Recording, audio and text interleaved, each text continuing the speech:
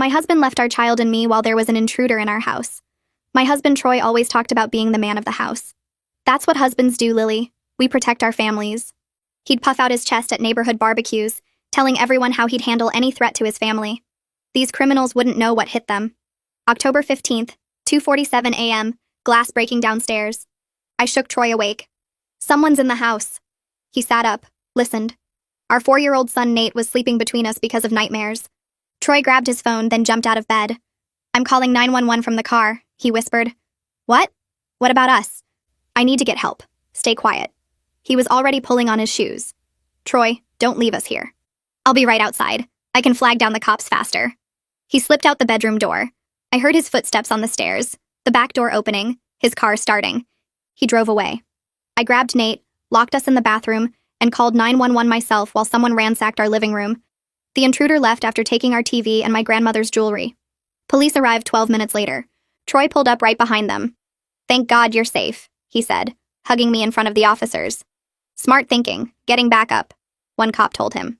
Troy nodded like he'd orchestrated the whole response. The next morning, he explained his strategy over breakfast. Listen, Lily. One person needed to get to safety to ensure help arrived. Basic survival tactics. You left your son. To save him. What if I'd stayed and the guy came upstairs? Then we'd all be victims. I made the tactical choice. The coward's choice. Don't be emotional about this. Men think strategically. Women just react. When my sister asked what happened, Troy told her, I coordinated with law enforcement while Lily panicked in the bathroom. At his brother's house, he became the hero who outsmarted a burglar. You have to think 3 steps ahead in these situations. I started taking self-defense classes. Troy laughed. Lily's learning karate now. Guess she doesn't trust me to protect her. Exactly right, I said. He stopped laughing. I installed new locks, security system, motion lights. Troy complained about the expense. We already got robbed once. Lightning doesn't strike twice. I bought a baseball bat for the bedroom. Troy moved it to the garage. You'll hurt yourself swinging that around. I moved it back. I taught Nate our new safety plan. If anything happens, we go to the bathroom, lock the door, call 911. We practiced until he knew it perfectly. Troy called it paranoid. You're scaring the kid with your doomsday prep. 3 years passed. I kept training. Troy kept talking. He'd retell the burglar story at every gathering, each version making him more heroic. I had to make a split-second decision to save my family. Meanwhile, he'd gained 40 pounds and couldn't run up our stairs without wheezing. His idea of home security was leaving the porch light on. Last month, Troy was staying at his brother Keith's house while Keith was traveling. Just Troy alone, watching the place. 3 a.m., someone broke in through the sliding door. Troy called me, whispering, panicked. Lily, someone's in Keith's house. I'm in the bedroom. What do I do? Call 911. I can't. They'll hear me.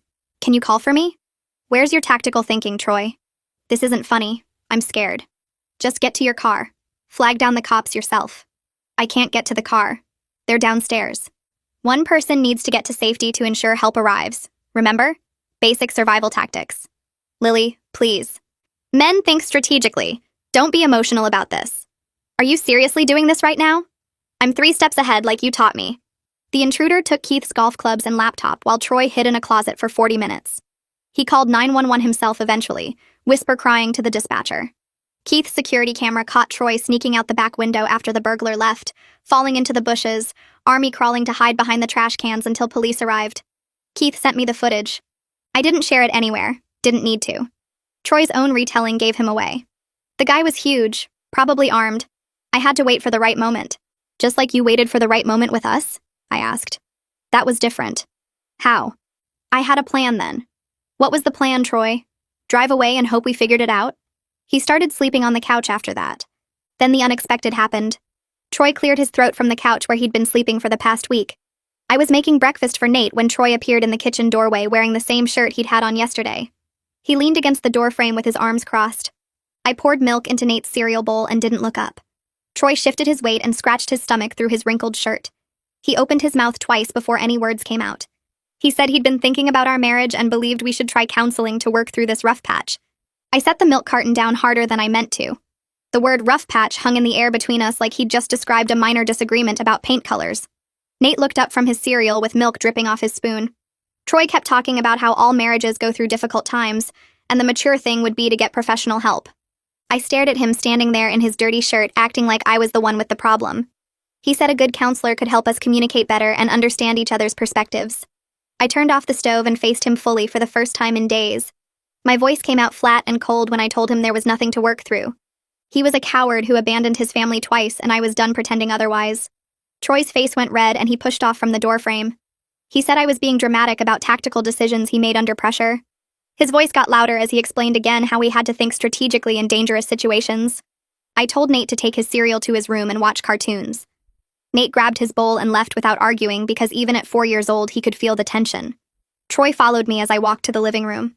He kept saying I didn't understand how men had to make hard choices to protect their families. I picked up his pillow from the couch and threw it at him. It hit his chest and fell to the floor between us. I said the only thing he protected was himself, and I was finished listening to his excuses. The next morning, I waited until Troy left for work before I called Lorraine. My hands shook as I dialed her number. She answered on the second ring, and I said 3 words. I want a divorce. Lorraine didn't ask if I was sure or tell me to think about it. She said she'd be right over and hung up. 30 minutes later, her car pulled into my driveway. She came through the front door carrying a notebook and her purse. We sat at my kitchen table and she pulled out a business card for Richard Hernandez. Her friend had used him for her divorce 2 years ago and said he was tough but fair. Lorraine opened her notebook and started writing. She asked about our mortgage and I told her we still owed about $200,000. She asked about bank accounts and I explained we had one joint checking account and separate savings accounts. She asked about my job and I told her I made decent money as an office manager. She wrote everything down in neat columns. She asked if Troy had ever hit me and I said no. She asked if he'd ever threatened me and I said no. She asked what grounds I had for divorce and I laughed without any humor in it. Abandonment felt too dramatic, but it was the truth. Lorraine kept writing and asking questions. Did we have any property besides the house? Did Troy have retirement accounts through his work? Did I have documentation of his income? I answered everything while Nate played with blocks in the living room. We made a list of every document I would need to gather. Pay stubs from the last 6 months. Tax returns from the last 3 years. Mortgage statements and utility bills. Bank statements going back a year. Lorraine circled the word evidence at the top of one page. She asked if I had anything that showed Troy's character or fitness as a parent. I thought about Keith's security footage sitting in my email. Lorraine's eyes got sharp when I mentioned it. She said I needed to bring that to the attorney along with everything else. 3 days later, I sat in Richard Hernandez's office with a folder full of papers on my lap. His office was on the 3rd floor of a building downtown with gray carpet and white walls. Richard was younger than I expected with dark hair and glasses. He shook my hand and gestured to the chair across from his desk. I sat down and put my folder on his desk. He opened it and started looking through the mortgage papers and bank statements. I had printed out my pay stubs and Troy's too since I had access to our joint email. Richard looked at each page carefully without saying anything. After a few minutes, he looked up and asked me to tell him what happened. I started with the first break-in 3 years ago, when Troy left Nate and me alone. Richard listened without interrupting or taking notes. I told him about the 3 years after and how Troy kept lying about what happened. I told him about Keith's house and the closet and the security footage. Richard's expression didn't change through any of it. When I finished, he took off his glasses and cleaned them with his shirt. He said my case was straightforward since there was no abuse to prove just irreconcilable differences. The words sounded clinical and cold, but also exactly right.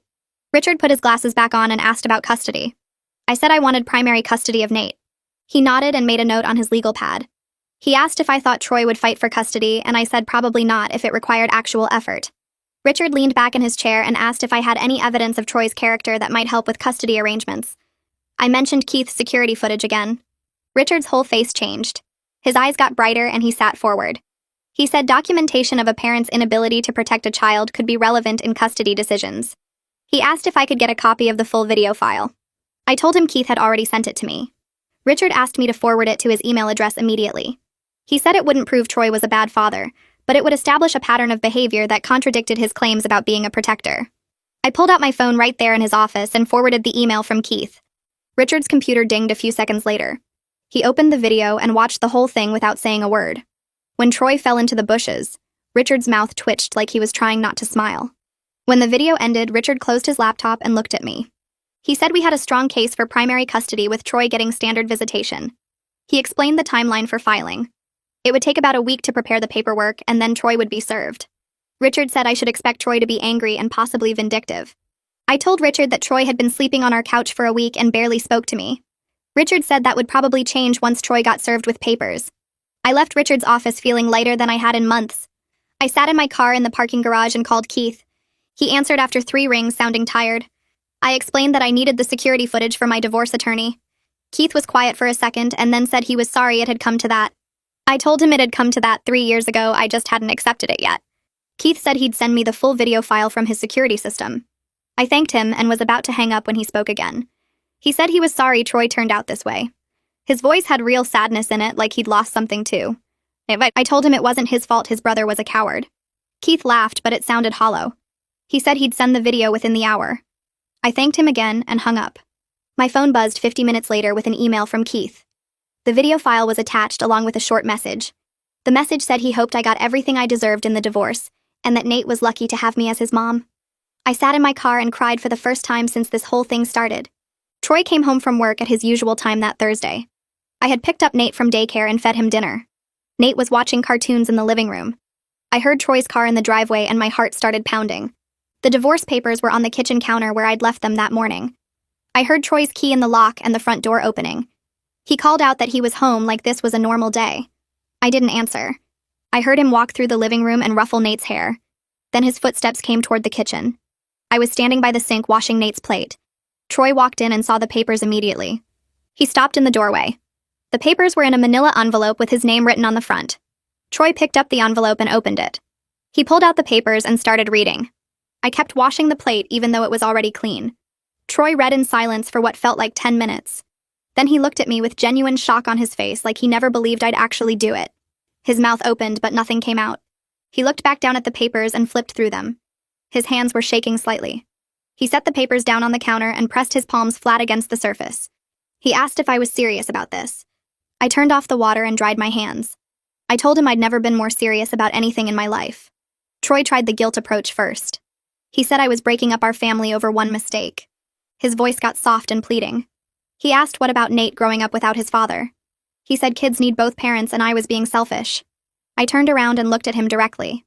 I reminded him that he already chose to leave Nate during a home invasion, so he made that decision himself. Troy's face changed from sad to defensive. He said that wasn't fair, and I was twisting what happened. I asked him which time I was twisting. The first break-in when he drove away, or the second one when he hid in a closet for 40 minutes. Troy's jaw clenched and his hands curled into fists on the counter. He said those were completely different situations and I knew it. I asked how they were different. He didn't have an answer for that. Troy switched tactics and got angry. His face turned red and he pushed away from the counter. He said I was cold and unforgiving. He said real wives support their husbands through difficult times. His voice got louder as he said I was abandoning him when he needed me most. He said I was heartless and cruel. He said I never appreciated anything he did for this family. He listed all the ways he'd provided for us over the years. The mortgage payments and the car insurance and the groceries. Like money was the same thing as courage.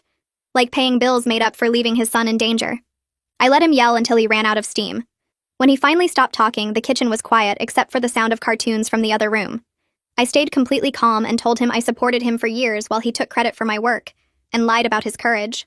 I said the difficult time he was experiencing now was just reality catching up with his lies. Troy stared at me like I'd slapped him. I told him I called 911 myself during the first break-in while he sat in his car. I told him I installed the security system and bought the bat and took the self-defense classes. I told him I taught Nate our safety plan while Troy complained about the expense.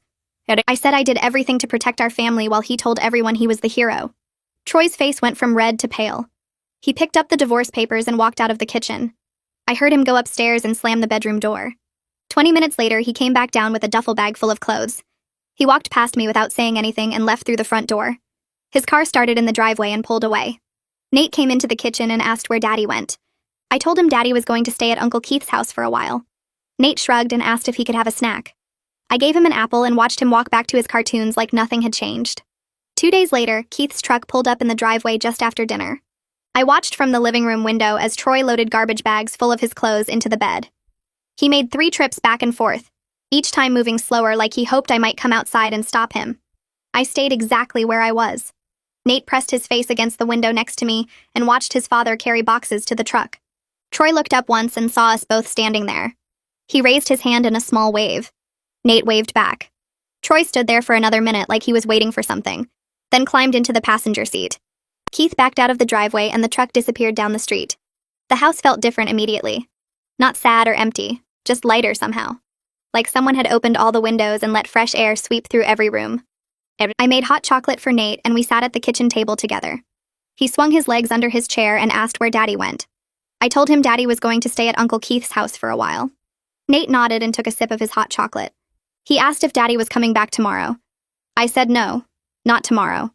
Nate thought about this for a moment, then asked if he could watch cartoons before bed. I said yes, and he ran off to the living room, leaving his empty mug on the table. The next afternoon, Lorraine showed up with a bag from the hardware store. She dumped the contents on my kitchen counter and 3 new deadbolts clattered across the surface. She said Richard told her it was fine to change the locks as long as I gave Troy access when he asked for his stuff. I picked up one of the deadbolts and turned it over in my hands. Lorraine grabbed a screwdriver from the junk drawer and headed for the front door. I followed her and held the instruction sheet while she removed the old lock. The screws came out easily and the whole mechanism fell into her hands. She tossed it in the trash and lined up the new deadbolt. I read the instructions out loud and she worked quickly, drilling new holes where they were needed. Within 20 minutes, the front door had a shiny new lock that Troy's key would never open. We moved to the back door next, then the door from the garage into the house. Lorraine tested each lock 3 times to make sure it worked smoothly. She handed me the new keys and I slipped them onto my keyring. She said it felt good to do something practical after all the legal paperwork. I agreed and thanked her for coming over. She said that's what sisters do, then asked if I wanted her to stay for dinner. I told her I needed to talk to Nate alone tonight. After Lorraine left, I found Nate building a tower with his blocks in the living room. I sat down on the floor next to him and helped him add pieces to the top. He concentrated hard on making it perfectly straight. When the tower was as tall as his shoulder, I told him I needed to talk to him about something important. He looked at me with his big eyes and waited. I said Mommy and Daddy were going to live in different houses now. He asked if Daddy was mad at us. I said no, Daddy wasn't mad, but sometimes grown-ups decide they're happier living apart. Nate asked if he did something wrong. My chest tightened and I pulled him into my lap. I said he didn't do anything wrong at all and both Mommy and Daddy love him very much. He was quiet for a minute, then asked if he could bring his toys to both houses. I promised him yes. He could take whatever toys he wanted to Daddy's house and back home again. He seemed satisfied with this answer and wiggled out of my lap to keep building. He added 3 more blocks to his tower before asking if he could have macaroni for dinner. I said yes and got up to start cooking. Troy's mother called while I was draining the pasta. Her voice came through the phone already crying. She said I was destroying her son and breaking up the family over nothing. She said Troy made one mistake and I was punishing him forever. She said Nate needed his father in the house and I was being selfish. I held the phone away from my ear and poured the macaroni into a bowl. She kept talking about how hard Troy worked to provide for us, and how ungrateful I was. She said her son deserved better than a wife who gave up on their marriage.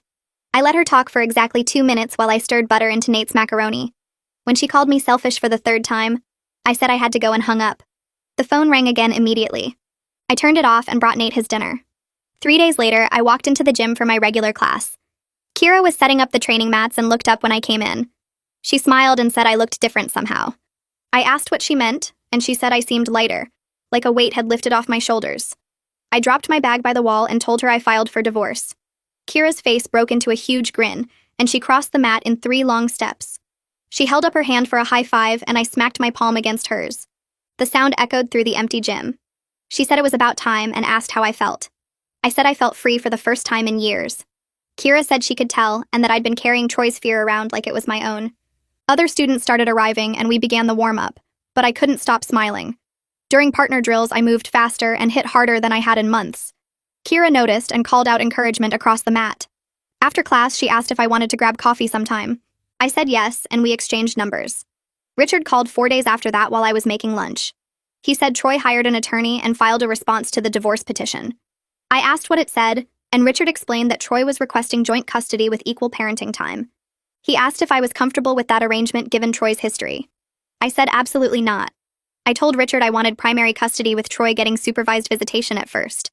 Richard asked if I had specific concerns about Troy's parenting.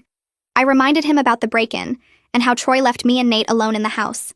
I said Troy had never been alone with Nate for more than a few hours, and I didn't trust him to keep our son safe. Richard said those were valid concerns and he would draft a custody proposal. He said to expect Troy's attorney to push back hard. The letter arrived 6 days later. Richard called and read it to me over the phone. Troy's attorney called my custody request unreasonable and said it showed I was trying to alienate Nate from his father. The letter threatened to bring up my security measures as evidence of my unstable mental state. It said my paranoia about home safety demonstrated an inability to think rationally. Richard laughed while he read that part. I asked what was funny, and he said this strategy was going to backfire badly on Troy's attorney. He explained that my security preparations showed responsible parenting, especially since we actually were robbed. Richard said he would respond with documentation of everything I'd done to protect our family while Troy did nothing. I spent the next 2 days gathering evidence. I pulled out receipts for the security system, the new locks, the motion lights.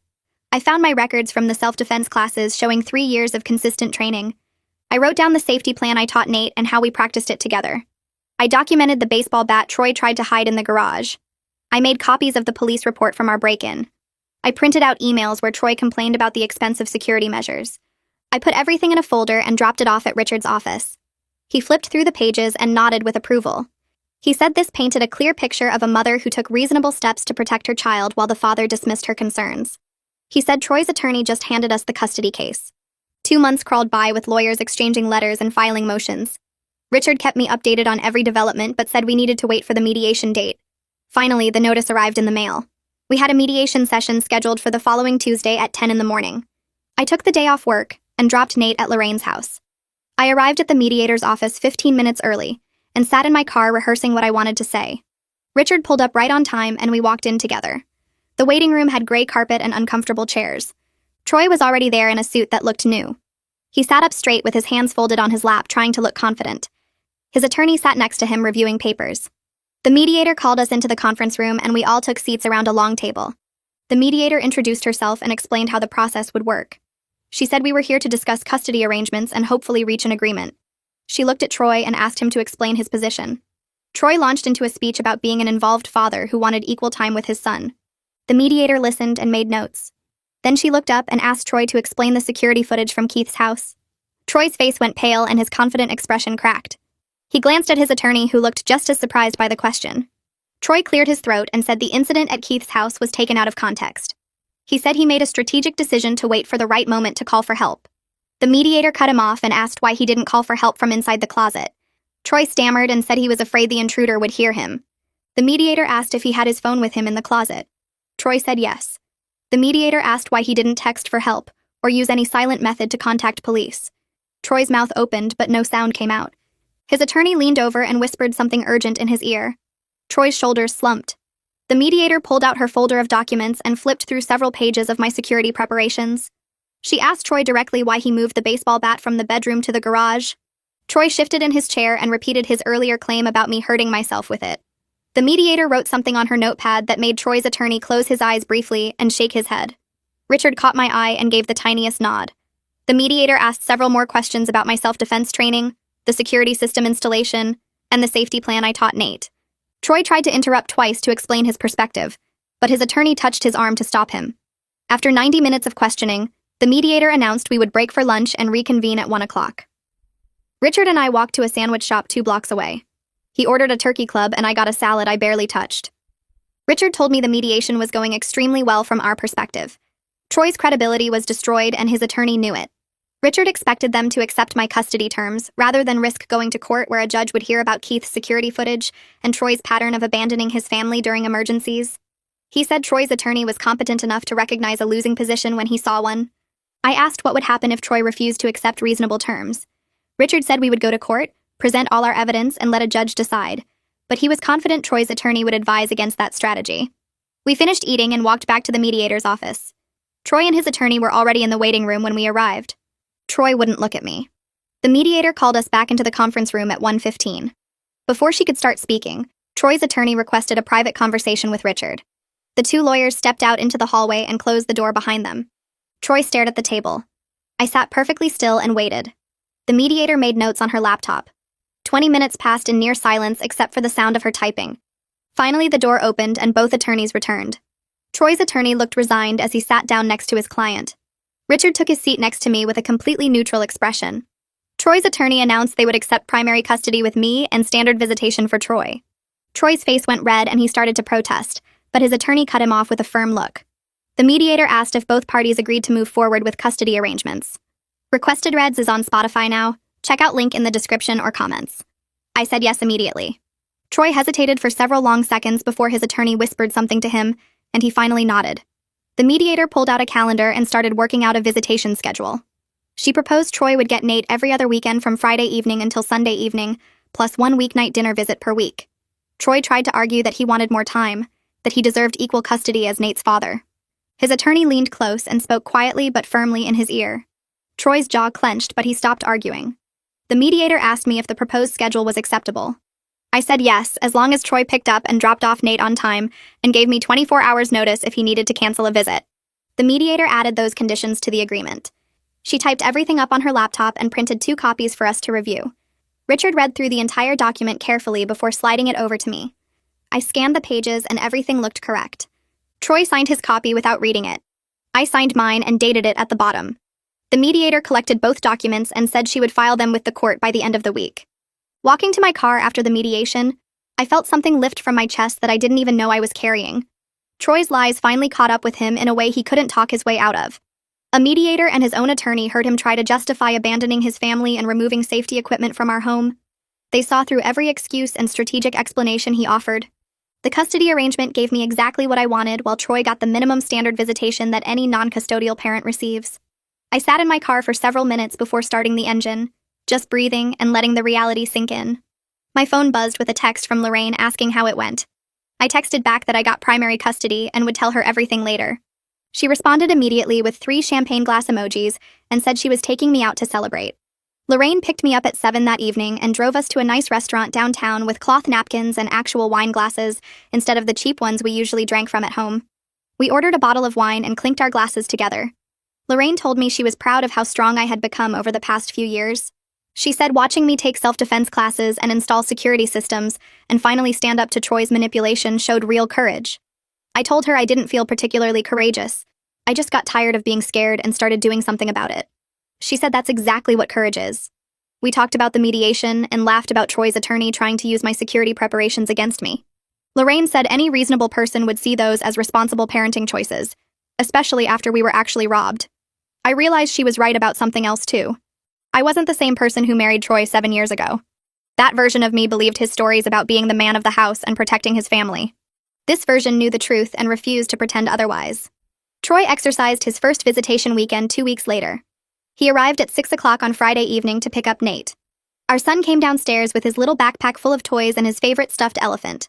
Nate hugged me goodbye and walked out to Troy's car without any hesitation or concern. Troy loaded the backpack into his trunk and drove away. I watched until his taillights disappeared around the corner. The house felt strange without Nate's constant noise and energy.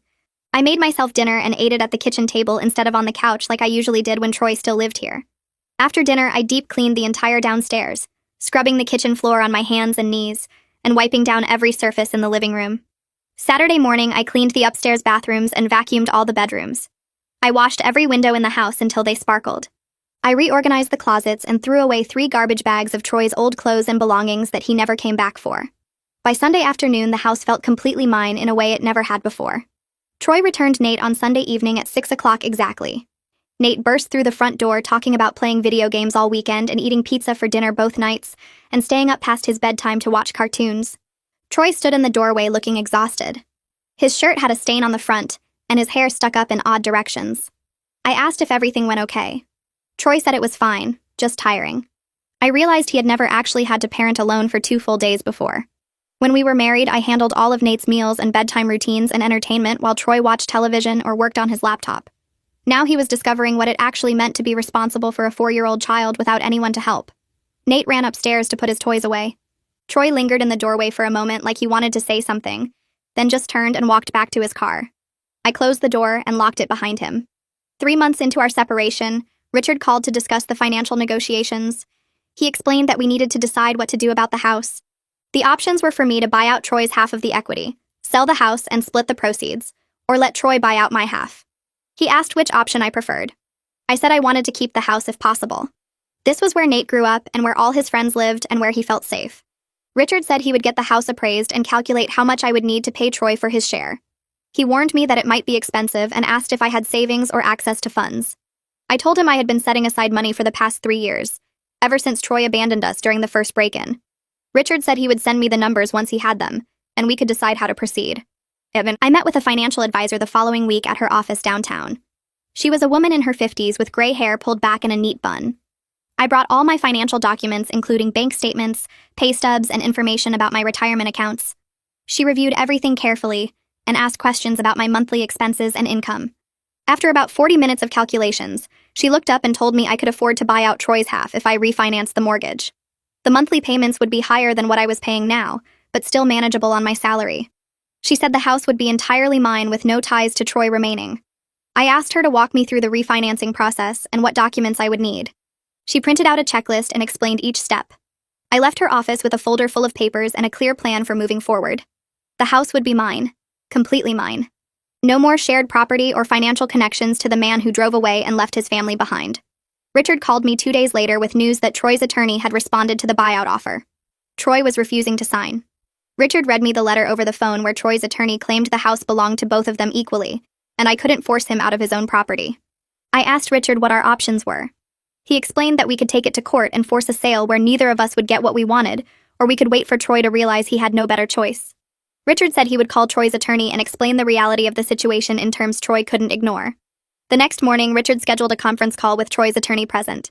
Richard laid out the numbers showing that forcing a sale would cost both of us thousands in realtor fees and closing costs. He explained that my offer gave Troy fair market value for his half with none of the hassle or expense. Troy's attorney put us on hold for 10 minutes while he talked to Troy privately. When they came back on the line, Troy's attorney said his client would accept the buyout terms. I heard Troy's voice in the background saying something about not having a choice, and his attorney quickly muted their end. Richard told them he would draft the paperwork and send it over for review by end of week. I hung up and sat at my kitchen table feeling like I could finally breathe properly for the first time in months. I called the bank that afternoon to start the refinancing process. The loan officer walked me through the application and scheduled an appraisal for the following week. She said the process would take about 6 weeks from start to finish. I gathered every document she requested and organized them in a folder that night. The appraisal happened on a Tuesday morning. The appraiser spent 2 hours measuring rooms and taking photos while I waited in the kitchen drinking coffee. He left without telling me the results, but the bank called 3 days later to say the house appraised for exactly what we needed. My refinancing application moved forward.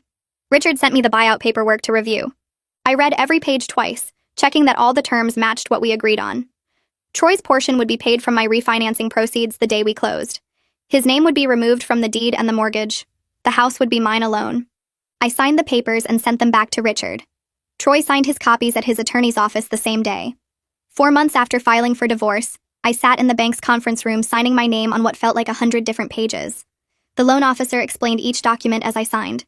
The final paper was the deed showing my name as the sole owner. She stamped it with her notary seal and handed me a copy. I walked out of the bank holding that deed and got in my car before I let myself cry. They were good tears, the kind that come when something you worked for finally happens. I drove straight to Lorraine's house and showed her the deed. She hugged me so hard I couldn't breathe and said she was proud of me. I called Kira from Lorraine's driveway and told her the house was officially mine. She screamed so loud I had to hold the phone away from my ear. That Saturday evening, Lorraine and Kira came over with 2 bottles of wine and a cake that said, "Congratulations," in blue frosting. We sat in my living room now, and toasted to new beginnings. Kira asked if it felt different knowing the house was completely mine. I said it felt lighter somehow, like a weight I didn't know I was carrying had finally lifted. Lorraine laughed and said Troy probably thought I couldn't manage the mortgage payments without him. Kira said she hoped he was somewhere right now realizing how wrong he was about me. We finished both bottles of wine and most of the cake. They left around midnight and I walked through every room of the house turning off lights. Each room felt more mine than it ever had before. Nate adjusted to our new routine faster than I expected. He had his own room here and a smaller room at Troy's apartment. He never complained about going back and forth. I noticed he seemed calmer during the weeks after Troy moved out. The tension that used to fill our house when Troy was home had disappeared. Nate stopped having nightmares about bad guys breaking in. He slept through the night in his own bed without needing to come sleep between us.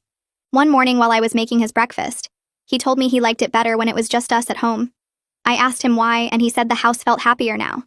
He never once asked when Daddy was coming back to live with us. 3 weeks after the house became officially mine, Troy picked up Nate for his weekend visit. He stood in the doorway longer than usual while Nate ran to get his backpack. Troy mentioned casually that he had started seeing someone new. Her name was Jennifer, and she worked at his office. I told him that was nice, and I hoped it worked out for him.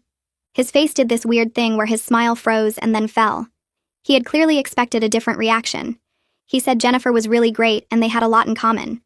I said that sounded wonderful, and asked if he needed anything else because I had plans. He left looking confused and slightly annoyed.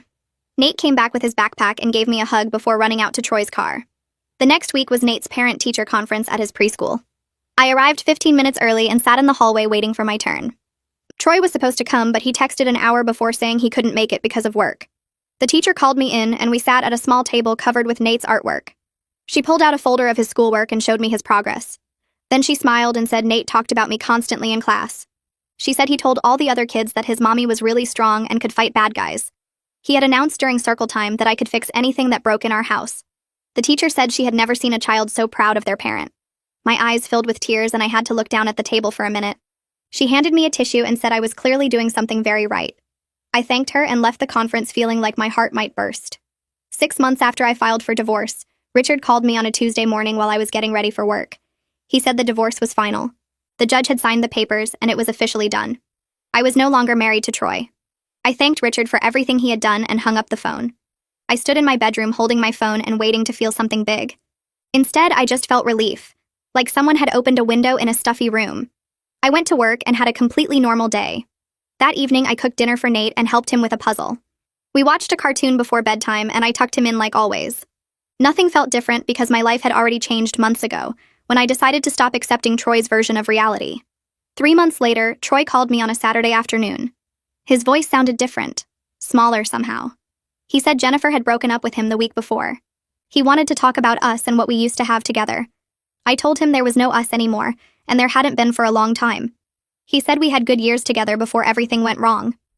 I reminded him that we had a marriage where he lied constantly about who he was and what he had done. I said I was much happier now than I ever was with him. He tried to argue, but I told him I had to go and hung up. He didn't call back. 2 weeks after that conversation, my boss called me into her office. I thought I was in trouble for something, but she smiled and told me to sit down. She said the company was creating a new team lead position, and she wanted to offer it to me. The promotion came with a significant raise and more responsibility. She said she had noticed my confidence and leadership skills had improved dramatically over the past year. She asked if I was interested. I said yes before she even finished explaining the details. I left her office and texted Lorraine and Kira the news. They both responded with celebration emojis and demanded we go out to celebrate that weekend. I picked up Nate from daycare that afternoon and told him Mommy got a promotion at work. He asked what that meant, and I explained that it meant I did a good job, and now I would have more important work to do. He said he knew I was good at my job because I was good at everything. I hugged him tight and drove us home to our house, the one that was completely ours, where we were building a life that had nothing to do with Troy's lies or his version of who I was supposed to be. A week after my promotion, Kira pulled me aside after class and asked if I wanted to help teach the beginner self-defense session on Saturday mornings. She said the new students always asked about me and wanted to know my story. She told me I was an inspiration to them, and she thought having me assist would make a real difference. I agreed without thinking twice about it. That first Saturday, I stood in front of 12 women who looked just like I had 3 years ago, nervous and unsure but determined to learn. I showed them basic strikes and blocks while Kira corrected their form. One woman asked me why I started training, and I told her the truth about Troy leaving us during the break-in. I watched their faces change as they realized I wasn't just some fitness person teaching moves. I was someone who actually needed these skills. After class, 3 of them thanked me and said hearing my story made them feel less alone. I drove home feeling like I had found something I was meant to do. The following weekend, Troy was supposed to pick up Nate on Friday evening, but he texted at 4 saying something came up at work and he couldn't make it. Nate shrugged when I told him and asked if his friend from daycare could come over for a sleepover instead. I called the friend's mom and set it up. 2 weeks later, Troy canceled again with the same excuse about work. Nate barely looked up from his coloring book when I told him. He just asked if we could make pancakes for breakfast and watch cartoons all morning. I said yes, and realized my son was completely fine without his father's presence. He had stopped asking when Daddy was coming and stopped talking about their visits unless I brought it up first. 8 months after filing for divorce, I was pushing my cart through the grocery store when I saw Troy in the produce section with a woman I didn't recognize. He had gained at least another 20 pounds, and his face looked puffy and tired. The woman next to him was young, maybe mid-20s, and she kept looking at her phone while Troy picked through the apples. I was wearing my gym clothes after teaching a morning class, and I felt strong and healthy and completely unbothered by seeing him. Troy looked up and made eye contact with me across the vegetables. His expression shifted from surprise to something like embarrassment. He walked over with the woman trailing behind him and tried to start a conversation about how good I looked. I thanked him and kept loading produce into my cart. He introduced the woman as Jennifer, and she gave me a tight smile that didn't reach her eyes. Troy started talking about the weather and asking about Nate in this fake, casual way that made it clear he was performing for Jennifer. She checked her phone again and touched his arm while saying they needed to get going. Troy nodded and said it was good seeing me. I waved and told them to have a nice day, then went back to my shopping. I felt absolutely nothing about the encounter except maybe a little relief that he was someone else's problem now. I finished my shopping and drove home thinking about what to make for dinner, and Troy didn't cross my mind again. The next month, Nate started kindergarten, and I went to the parent orientation by myself because Troy forgot about it. He sent me a text 2 hours after it ended apologizing and saying work had been crazy. I sat in the classroom with the other parents while the teacher explained the curriculum and daily schedule. A mom next to me asked if my husband couldn't make it, and I told her I was divorced. She nodded like she understood and didn't ask any follow-up questions. The other parents naturally assumed I was a single mom, and I didn't bother explaining the situation because it was basically true anyway. I had been doing everything alone for years, even when Troy lived in the house. The orientation ended, and I collected the papers and forms to fill out at home. Nate ran up to me in the hallway excited about his new classroom and his cubby with his name on it. I took his hand and we walked to the car together, just the two of us like always. That weekend, I packed our bags and drove Nate to the beach 2 hours away. We got a cheap motel room right on the water and spent Saturday building sandcastles and collecting shells. Nate ran back and forth from the water carrying buckets of wet sand for our castle. He found a perfect spiral shell and showed it to me like he had discovered treasure. We ate pizza for dinner and walked on the beach at sunset. Back in the room, Nate laid out all his shells on the bed and told me this was the best vacation ever, because we were happy. I tucked him in and sat on my bed looking at the shells he had arranged by size. I felt something settle in my chest, a kind of peace I hadn't felt in years. The next week, Lorraine came over for coffee and told me I seemed like a completely different person than I was a year ago. She said I was more confident, more at peace, more myself. I thought about her words after she left and realized she was right. I finally felt like the person I was always supposed to be before I spent years trying to manage Troy's ego and protect his feelings. I had built a life that was mine, not one that revolved around someone else's lies and insecurities. I looked around my house with its new locks and security system and felt proud of everything I had created. 2 days later, Troy called while I was making dinner. He asked if we could talk about reducing his child support because he was having financial difficulties. I told him to contact Richard and hung up. Richard called me the next morning and said he had reviewed Troy's financial records that Troy was required to provide. Richard explained that Troy's spending on entertainment and dining out had actually increased over the past few months, not his necessary expenses. Richard told Troy's attorney the answer was no and sent me an email confirming everything. I texted back a thank you and went back to work without giving it another thought. 10 months after filing for divorce, I was teaching my regular Wednesday evening self-defense class when a new student mentioned during the warm-up that her husband kept talking about protecting her, but never actually did anything practical about home security. She said he just made promises and told her not to worry. I shared my story about Troy and the break-in and his pattern of talking big but doing nothing. After class, the new student thanked me and said hearing that helped her see her situation more clearly. 2 other women came up and thanked me for being honest about what I went through. I drove home feeling like my experience was actually helping people, turning something terrible into something useful. The following Monday, Kira called me into her office before class started. She offered me a permanent position as an assistant instructor at the gym. The pay wasn't much, maybe $300 a month, but it was fulfilling work that fit perfectly around my main job and Nate's schedule. I accepted immediately, and Kira smiled and said she knew I would be perfect for it. I taught my class that evening as an official instructor and felt like another piece of my new life had fallen into place. I spent the next week developing the safety plan workshop idea. I called it Family Safety Basics and designed it around practical steps parents could take without needing years of training. The first flyer went up at the gym on Monday morning. By Wednesday afternoon, Kira told me 12 people had signed up. I added a second session for the following week, and that filled up too. The first workshop happened on a Saturday morning in the gym's conference room. Parents arrived with notebooks and worried expressions. I taught them how to create escape routes, where to position phones for emergencies, how to practice with kids without scaring them. A mom in the back row asked what to do if her husband refused to take safety seriously. I told her to prepare anyway and make sure her kids knew the plan. Several people thanked me afterward, and 3 asked when the next session would be. That night, Nate climbed into bed and asked me to check under it for monsters like always. I looked and told him it was clear. He pulled his blanket up and said he liked our house because he knew what to do if something scary happened. I asked him what he meant. He explained that some of his friends at the school didn't have special plans like ours. They didn't know about the bathroom safe spot or how to call for help. He said he felt lucky that I taught him everything. I kissed his forehead and told him I would always make sure he was safe. After he fell asleep, I sat on my bed and felt something warm in my chest that had nothing to do with Troy or the divorce or proving anything. It was just about being the parent Nate needed. 3 days later, I was making dinner when someone knocked on the front door. I looked through the peephole and saw Troy standing on the porch. He hadn't called or texted. I opened the door but didn't invite him in. He said he wanted to talk about us and whether we had made a mistake getting divorced. I told him there was no us anymore. There was just a co-parenting arrangement and he needed to call before showing up. He stepped closer and said we should at least discuss it. I reminded him that he needed to call first and started closing the door. He put his hand against it and said we were good together once. I stopped the door and looked at him. I told him we were never good together. He abandoned me and our son during a home invasion. He left a 4-year-old child to face an intruder while he drove away. He stood there for a few seconds without saying anything. Then he dropped his hand and walked back to his car. I closed the door and locked it and went back to making dinner. Nate asked who was at the door, and I told him nobody important. The 1-year mark arrived on a Tuesday. I was teaching 3 classes a week at the gym now. My main job had given me another raise. Nate was happy and doing well in kindergarten.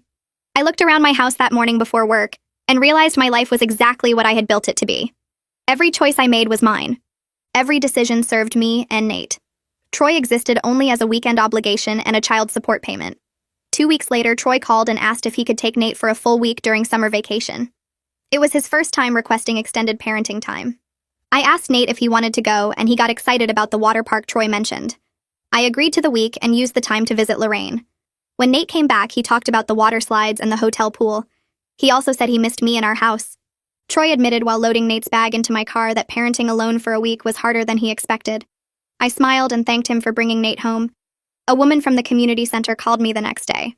She asked if I would be interested in teaching self-defense workshops for their after-school programs.